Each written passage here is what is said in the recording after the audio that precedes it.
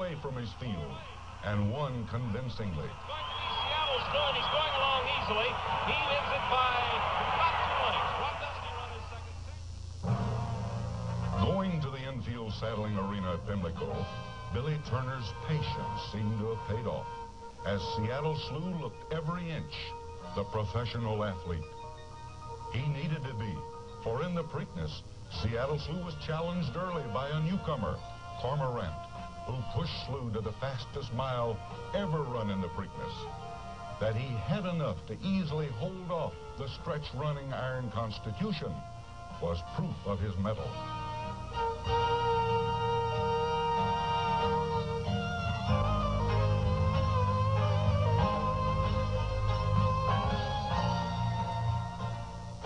The excruciating pressure of possibly having an unbeaten Triple Crown champion continued to mount on the young owners and trainer.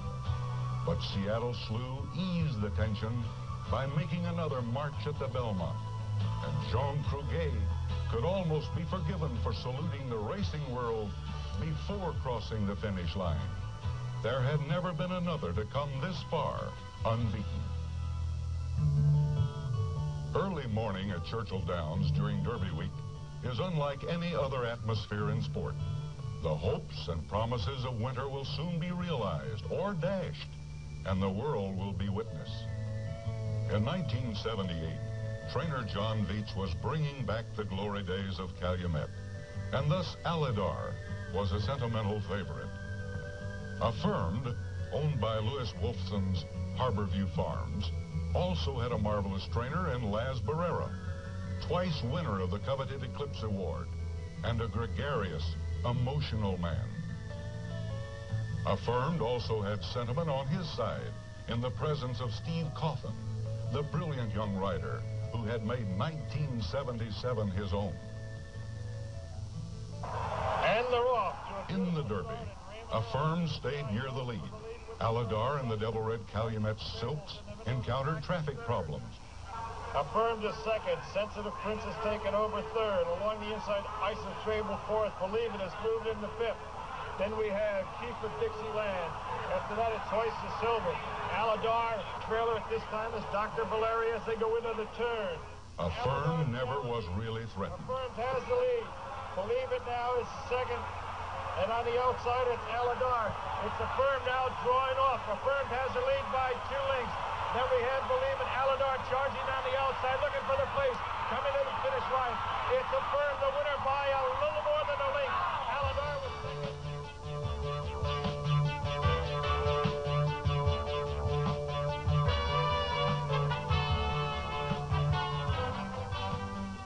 At Pimlico, it was understood that Alydar must move on Affirmed sooner.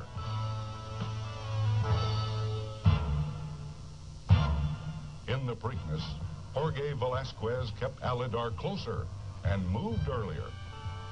But it must be said that Steve Coffin rode a marvelous race.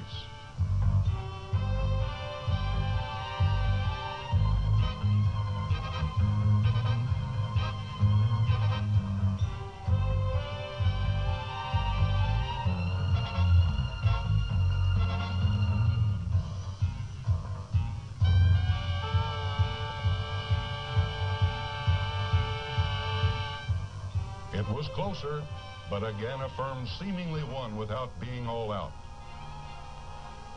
Few things are singular in a sport as old and as large as racing, but as the Belmont approached, everyone was well aware that never before had there been such a close, consistent, and prolonged rivalry of top-class 3-year-olds.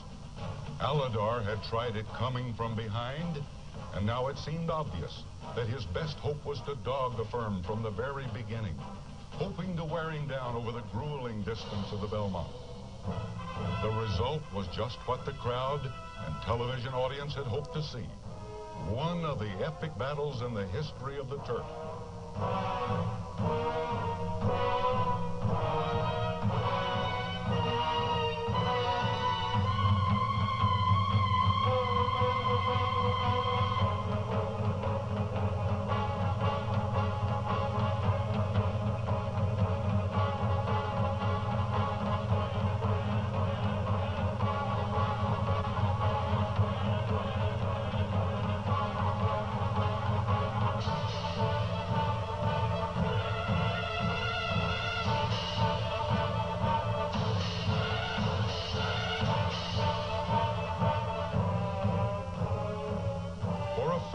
was no romp through the stretch, no time for the rider to wave his whip and salute until after the finish line was reached.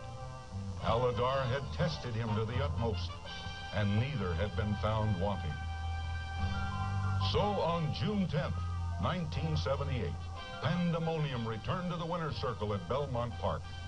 Steve Coffin and trainer Laz Barrera had gotten the most out of the brilliant Affirmed. 11 times the Triple Crown has been conquered.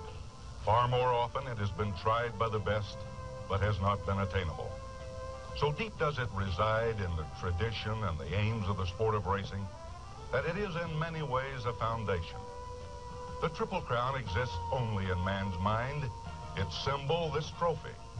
And yet this embodiment of a dream is something upon which men and women who love the thoroughbred build their stables, their stud farms, their sporting enterprises. The Triple Crown. It has happened 11 times, and it will someday happen again. That day is something to wait for.